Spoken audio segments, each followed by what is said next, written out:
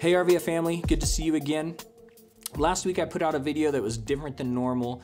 Rather than it being a discussion-based video, I spent 20 minutes trying to explain the basics of textual criticism in response to John chapter 8, verses 1 through 11, I believe it is. And I hope that was informative and helpful to you. Again, if you have any questions about textual criticism and you want more information or resources, you can call me or text me or email me, and I will try to set you off in the right direction. This week, we're gonna jump back into discussing the sermon like normal, and the sermon this last Sunday was on the Ascension of Christ. But before we jump into the discussion, why don't you take some time, check in with each other, pray for one another, and then read together Acts chapter 1, verses 1 through 11, the story of the Ascension. So go ahead and do that, and then come on back. So the sermon being on the Ascension, this is an event and a doctrine that we don't spend as much time on as we do, say, the birth of Christ or the crucifixion or the resurrection. And I think that's to our detriment. Probably one of the reasons is because we're not even sure what to do with the general facts of the story. It's a strange story and we don't really know how to explain that. But more importantly, I think sometimes we can view the Ascension as the absence and distance of Christ from us. And it's hard for us to understand and to trust Jesus when he says it's better for him to go so that he can send the helper, the Holy Spirit, to us. And yet, when we read in Luke chapter 24, the story of the Ascension, when Jesus ascended, we see his disciples respond in joy and worship, and it sends them on mission.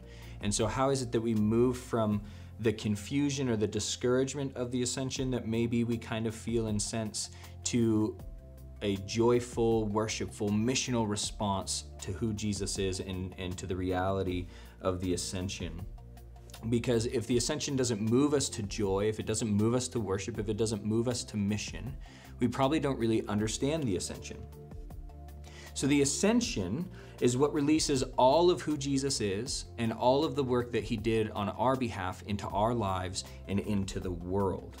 And so we see the significance of the Ascension is that it positions Jesus as our King, which means that his plan, God's plan to partner with humanity to rule over his good world, is still intact.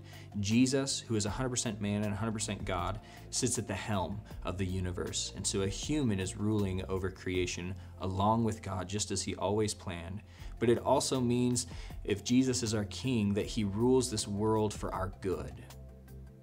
That all things work together for the good of those who love God. And because Jesus sits as King, we can trust that truth.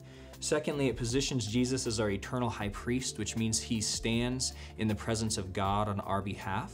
And it means that we are accepted, that we are acquitted, and that we are seen as beautiful, because Jesus stands and holds the curtain open for us, giving us access to God and releasing us from all condemnation, because he has declared us innocent and now pleads on our behalf. And thirdly, the Ascension puts Jesus in the position to send us to continue his prophetic ministry here on earth, which means that God is actually building his kingdom through his people, that we are empowered by the Spirit, and that when we speak the gospel, we actually speak with the power and authority of Christ himself.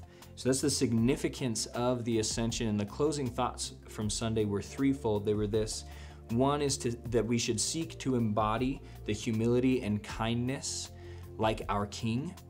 So Jesus, the human King, understands what it means to be human. He understands the fragility of life. He understands the frailty of life, and so he rules as a good and humble King. And so we, as his people, should embody his kingdom principles. Second was that we should seek to sympathize with and advocate for the helpless and the hopeless, just like our high priest. And third is that we should confidently and boldly proclaim the gospel with the power and authority of the Holy Spirit, just like our prophet. So Jesus, as our King, as our priest, and as our prophet, not only declares us as beautiful, as accepted and acquitted, he sits on the throne in all power, and all things are under his feet, and he rules the world for our good. And he also has sent us out to continue his prophetic ministry. So we see that the Ascension has released the powerful ministry of Jesus as our King, priest, and prophet, and he has invited us to continue that ministry by the power of his Spirit. And so that's kind of a quick recap of this last Sunday's sermon. So just a few questions to help you all kind of engage the material further and discuss with one another. Question number 1 is this: what thoughts or feelings did you have about the Ascension before listening to the sermon? Why did you think or feel that way? And if you hadn't spent much time thinking about it, why not? And so as stated, the Ascension is a part of our faith that we don't really pay a lot of attention to sometimes. And so this question is just an opportunity for you to identify what your thoughts and feelings were about the Ascension, and identify the reasons maybe why you personally haven't spent a whole lot of time thinking about the Ascension, if that's the case for you. So again, question number 1, what thoughts or feelings did you have about the Ascension before listening to the sermon? Why did you think or feel that way? And if you haven't spent much time thinking about it, why not? So take some time, discuss that with one another. Question number 2. In the Ascension, Jesus takes his position as king, as priest, and as prophet. Which of these offices of Christ is most encouraging or helpful to you, and why? And which of them, if any, is most confusing or seems removed from real significance in your life, and why? So each office of Christ has potential to produce for us comfort, joy, freedom, and mission. However, even if we know that that's what it should do, we don't always experience those things in tangible ways. So you can use this time to explore how theology can be helpful, but also at times seem to be maybe abstract and removed. And you can discuss that with one another. So go ahead and discuss question number 2. And question number 3, in what ways might the Spirit be asking you to seek to emulate Jesus as your king, your priest, or your prophet at this point in your life? So response to the person of Jesus is always necessary. How might we respond to his kind and humble reign?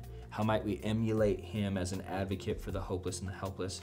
And in what arenas of your life might he be inviting you to be more bold in gospel proclamation?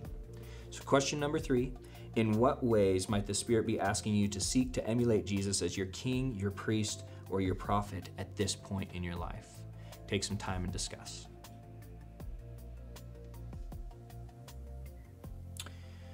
Okay, why don't you go ahead and spend some time praying with one another. Pray that the Spirit will help us to embrace the good gifts of the ascended Jesus and to experience the power of his work on our behalf. Pray for discernment about what it might look like for you to join in his work.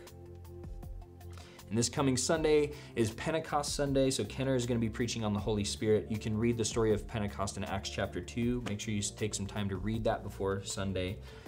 Stay tuned as always for more information about church activities and gatherings as the reopening of the state of Oregon continues to roll out slowly. We're going to try to keep you updated as much as possible.